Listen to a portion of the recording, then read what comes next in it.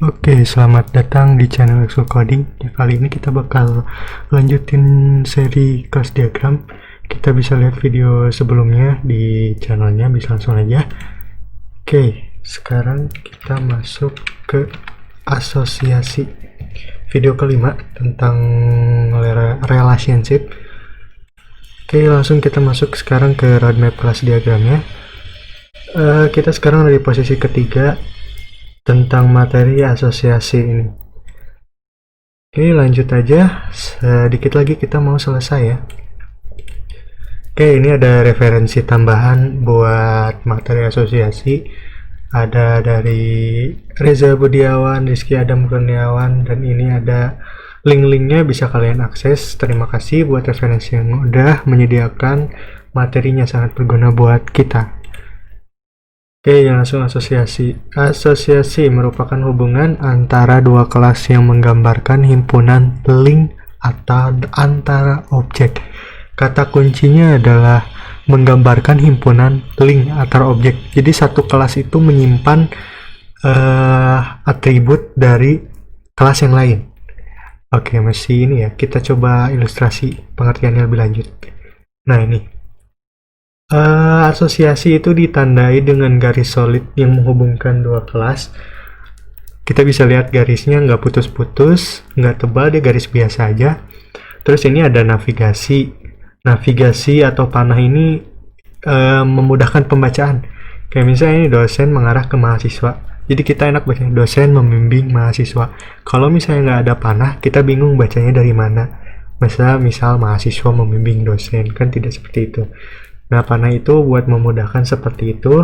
Selain itu juga, panah juga menunjukkan atribut dari kelas mahasiswa bakal disimpan sebagai referensi untuk kelas dosen. Nah, contoh ini dosen menunjuk ke kelas mahasiswa. Nah, atribut yang ada di kelas mahasiswa bakal disimpan oleh dosen, bakal ada di kelas dosen. Kurang lebih seperti itu. Navigasi juga membantu mendefinisikan. Yang ketiga, kenapa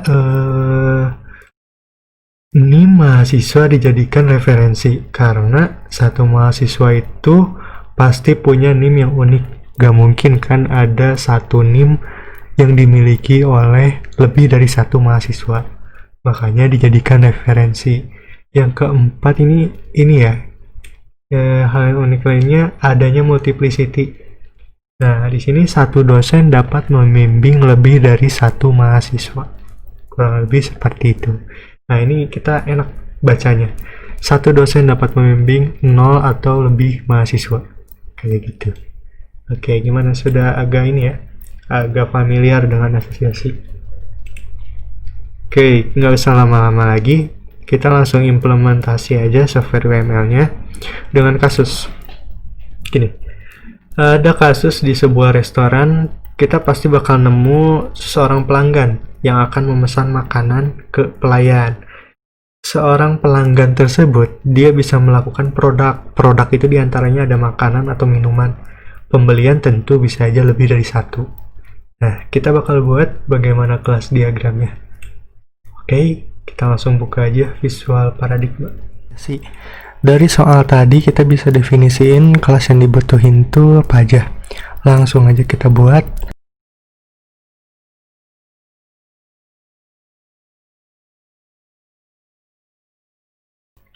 Tapi sebelum lanjut, coba deh dipikirin, ini minuman sama makanan itu dia punya sifat dan karakter yang sama. Kita bisa hubungkan dengan materi yang sebelumnya udah kita pelajari tentang inheritance. Jadi minuman sama makanan itu kita bisa buat kelasnya yang lebih general. Kelas apa? Kelas produk.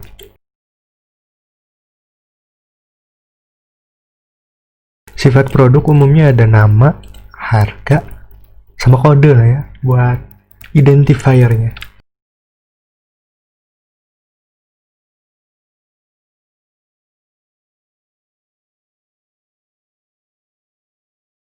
Buat minuman sama makanannya kita buat sama aja sekarang.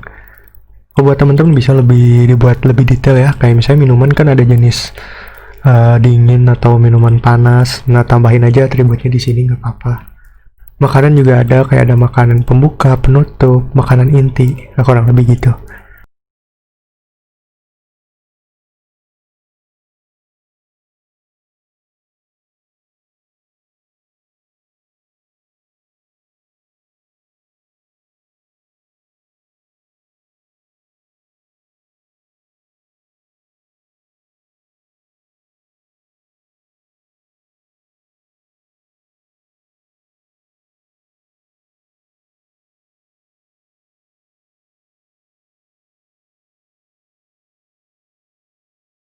Nah, daftar produk ini kita bakal ubah menjadi array, karena produk yang disimpan itu pasti lebih dari satu. Caranya open spec, ini diklik open spec. Nah, modifiernya diubah jadi bentuk kurung siku. Nah, getter dan setternya kita ubah get daftar produk. Set daftar produk, oke, sudah cukup. Nah, ini daftar produk dibuat array buat menampung kode produk yang lebih dari satu dari sini. Kita bakal menerapkan asosiasi, jadi bakal menyimpan reference atau atribut yang ada di produk ke pengguna, kayak gitu.